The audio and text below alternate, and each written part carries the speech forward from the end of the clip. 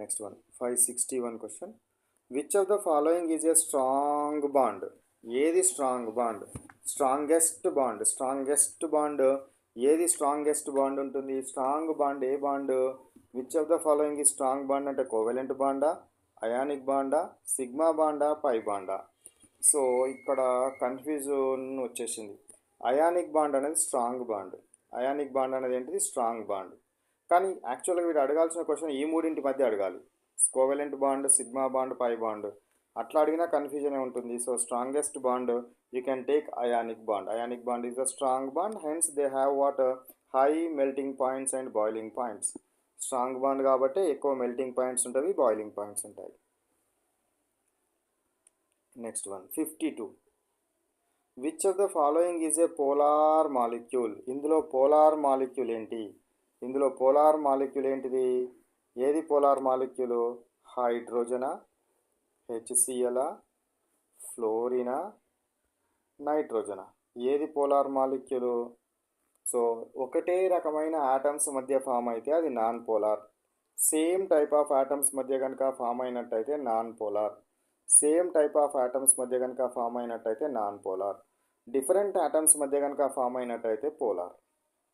ఇది different atoms మధ్య form అయింది కాబట్టి ఇది పోలార్ కోవాలెంట్ బాండ్. ఏం బాండ్ ఇది? Polar covalent bond.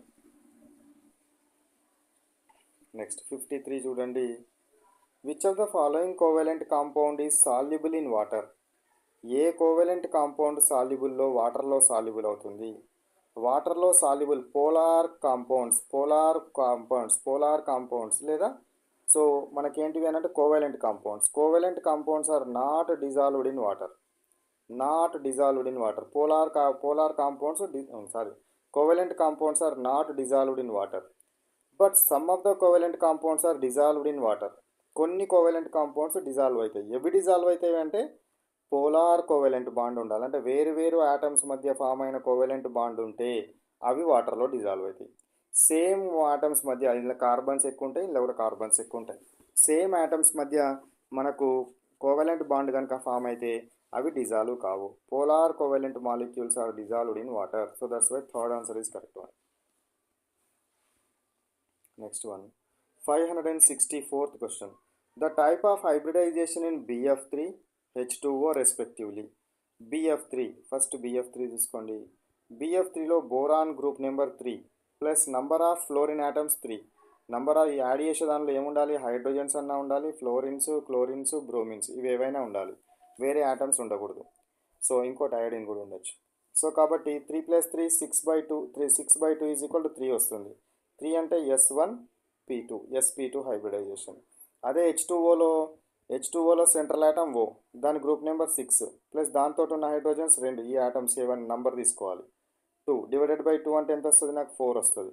4 అంటే ఏం తీసుకోవాలి? S1p3. కాబట్టి sp2 అండ్ sp3 హైబ్రిడైజేషన్. ఇది మీకు నాలెడ్జ్ ఉంటేనేమో ఇట్లా చేయండి, లేదా డైరెక్ట్గా మెమరైజ్ చేసేయండి. ఈ BF3లో sp2, H2Oలో sp3. ఎందుకంటే టెక్స్ట్ బుక్లో ఉన్న క్వశ్చన్స్ మాత్రమే ఇస్తాడు కాబట్టి అవి డైరెక్ట్గా ఒక 10 మాలిక్యూల్స్ ఉంటాయి, అవన్నీ మెమరైజ్ చేసుకోండి.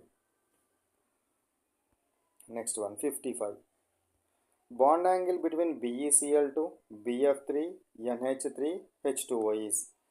BeCl2 ఎట్లా ఉంటుంది? Cl లీనియర్ ఉంటుంది కాబట్టి 180 degrees ఉంటుంది. ఎంత ఉంటుంది? 180 degrees. BF3 ఎట్లా ఉంటుంది? ట్రైగోనల్ ప్లేనార్ మాలిక్యూల్ కాబట్టి 120 టోటల్ 360 కాబట్టి 120 degrees ఉంటుంది. So 180 degrees, 120 degrees. NH3 అమోనియాలో 107 degrees ఉంటుంది. H2Oలో 105 degrees ఆర్ 105 నియర్గా ఉంటుంది. ఇది 107కి నియర్గా ఉంటే ఇది 105కి నియర్గా ఉంటుంది. కాబట్టి this is the answer. So ఇవి మెమరైజ్ చేసుకోవాల్సిన క్వశ్చన్సే మీ స్టాండర్డ్కి మీకు. ఎందుకంటే ఈ బాండ్ యాంగిల్ అనేది హైబ్రిడైజేషన్ మీద, లోన్ పేర్స్ మీద డిపెండ్ అవుతుంది. అంత కాంప్లికేటెడ్ కాన్సెప్ట్ మీకు అంత ఎక్స్ప్లెయిన్ చేయను, ఇబ్బంది అవుతుంది మీకు గుర్తుంచుకోవడం. కాబట్టి directly you can remember. So వీటి యొక్క హైబ్రిడైజేషన్స్ తెలిసి ఉండాలి. BeCl2లో ఏ హైబ్రిడైజేషన్? sp. BeCl2లో sp, BF3లో sp2, NH3లో sp3, H2Oలో sp3. ఇది తెలిసి ఉండాలి. గుర్తుంచుకోండి, ఇక మెమరైజ్ చేసుకోవాల్సిందే, వేరే ఆప్షన్ లేదు 10th పిల్లలకి మీకు.